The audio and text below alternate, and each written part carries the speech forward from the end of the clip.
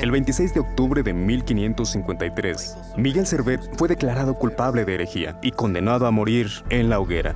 Al día siguiente, fue encadenado a un poste en la ciudad de Ginebra. A sus pies había pilas de madera, listas para arder.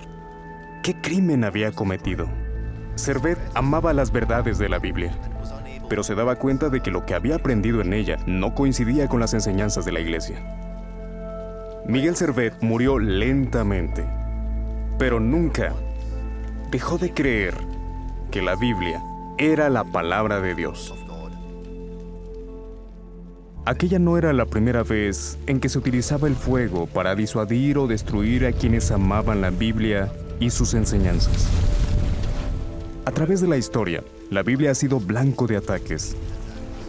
Imperios han intentado destruirla y líderes religiosos han procurado esconderla.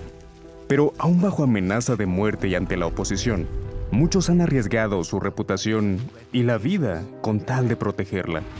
La Biblia se completó alrededor del año 98 de nuestra era. Para entonces, la mayoría de los cristianos, si no es que todos, vivían en territorios del Imperio Romano.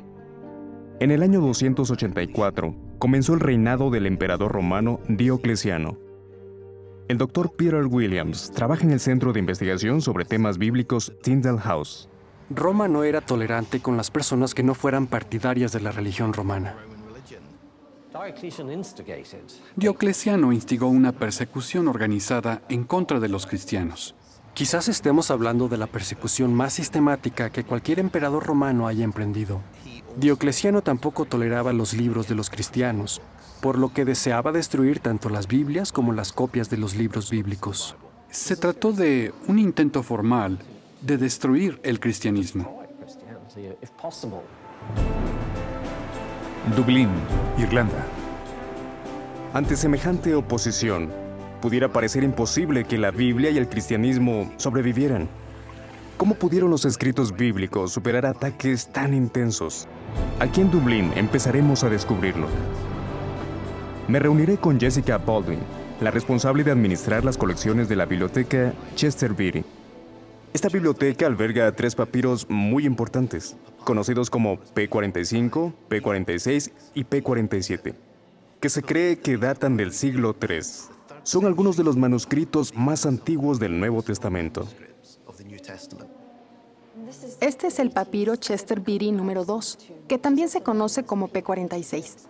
Es la copia más antigua que ha sobrevivido de las epístolas paulinas. Aunque el término papiro es relativamente conocido, no se puede tener una idea clara de cómo es sino hasta que se ven los manuscritos. El papiro se producía en Egipto, a partir de la médula del tallo de la planta de papiro. ¡Qué interesante! Parece haber un doblez en el centro de la hoja. Estos eran manuscritos de tamaño considerable. No eran simples rollos que se enrollaban y desenrollaban. Tanto para los estudiosos como para la comunidad que tanto valoraba estos documentos, tenerlos en forma de códice les permitía pasar las páginas hasta llegar al pasaje deseado. Se podía leer, meditar en su contenido y entenderlo. El profesor McGink me mostró más detalles de los manuscritos. Estos escritos eran de la más alta calidad. Vemos claramente que se trata de los 4 evangelios y del libro de Hechos. Las letras se encuentran perfectamente separadas. Se puede observar que los bellos trazos están dispuestos de forma muy elegante. El trabajo en sí mismo es un testimonio de la fe de quienes lo llevaron a cabo.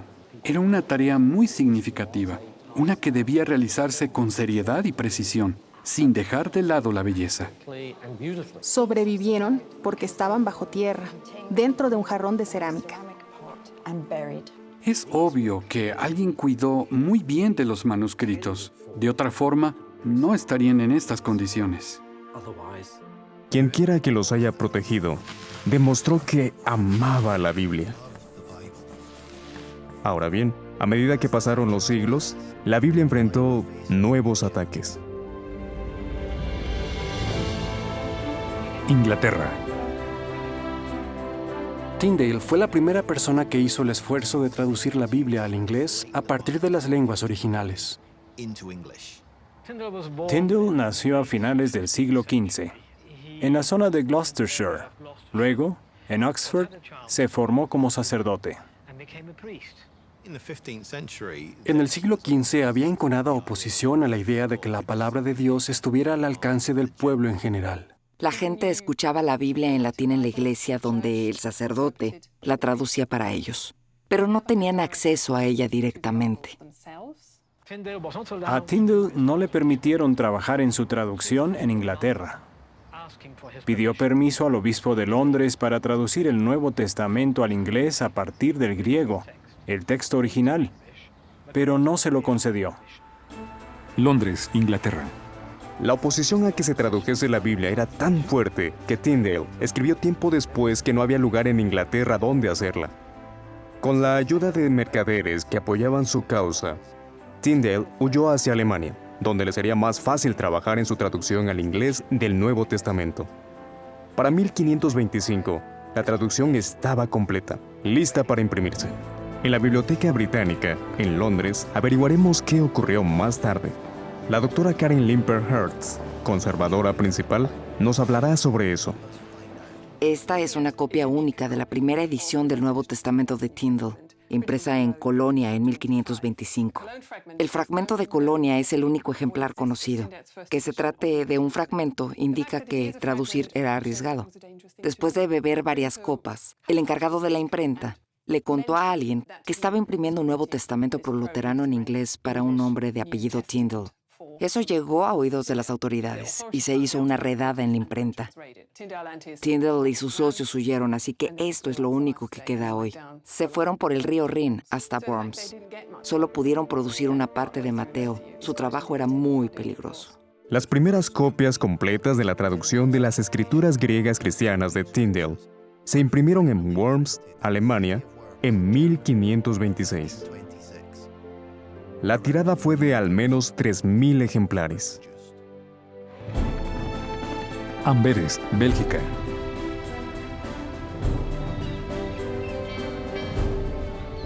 Tyndale dejó Alemania y se instaló en Amberes, Bélgica. Esta bulliciosa ciudad resultó ideal.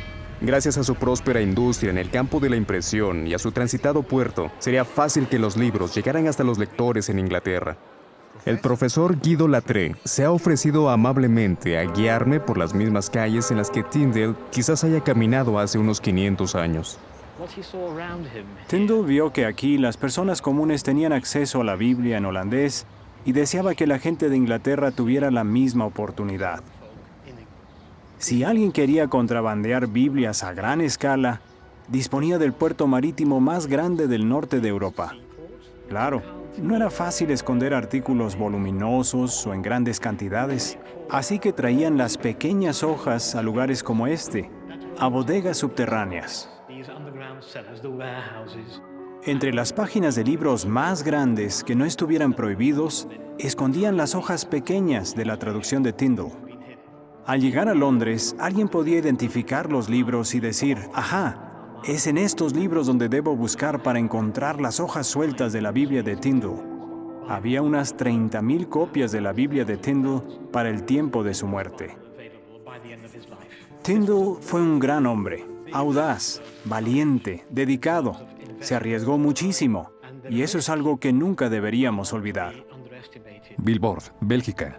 William Tyndale fue encarcelado aquí, en Billboard, al norte de Bruselas. Estuvo consumiéndose en prisión por más de un año, donde sin duda se daba cuenta de que le esperaba una muerte atroz. A Tyndale se lo respeta por su gran aportación a la lengua inglesa. Pero su obra no fue el mero resultado de las ambiciones de un erudito. Tyndale amaba la Biblia. Seguramente sentía lo mismo que el salmista que, al referirse a la palabra de Dios, exclamó: «¿Cómo amo tu ley?».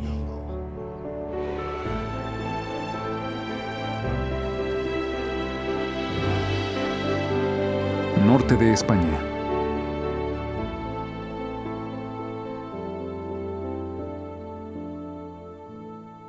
Es un hecho que la noticia de la muerte de Tyndale preocupó a todos aquellos que estaban estudiando por sí mismos la Biblia con la intención de encontrar la verdad.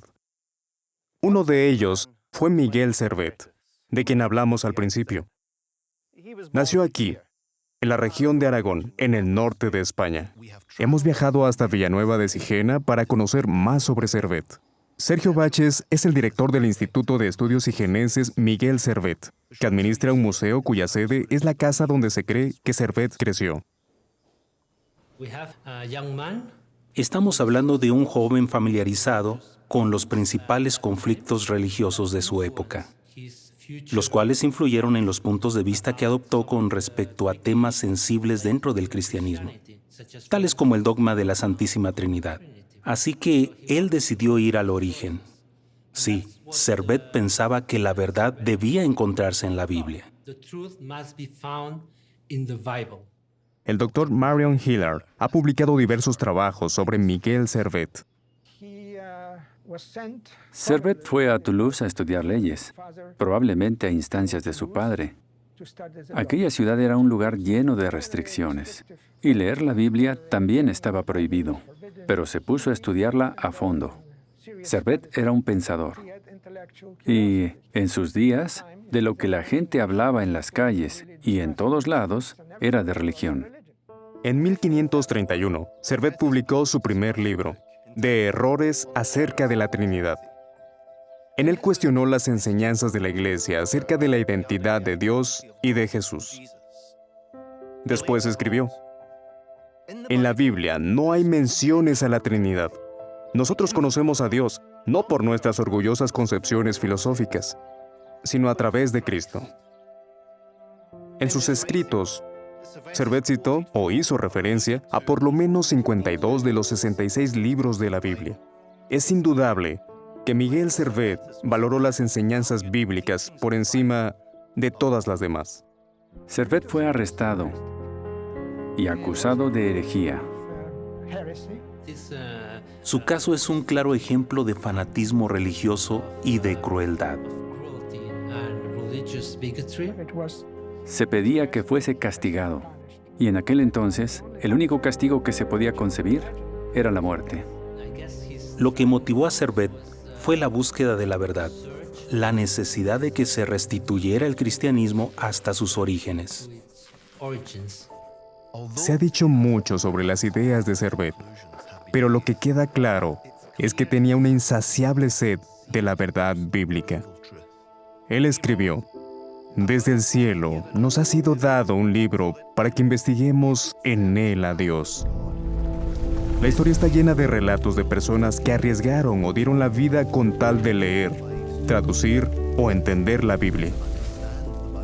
Su mayor motivación debió ser el enorme aprecio que sentían por ella. Esta ha llegado hasta nosotros a través de enconada oposición. Ha sobrevivido a los intentos por destruirla.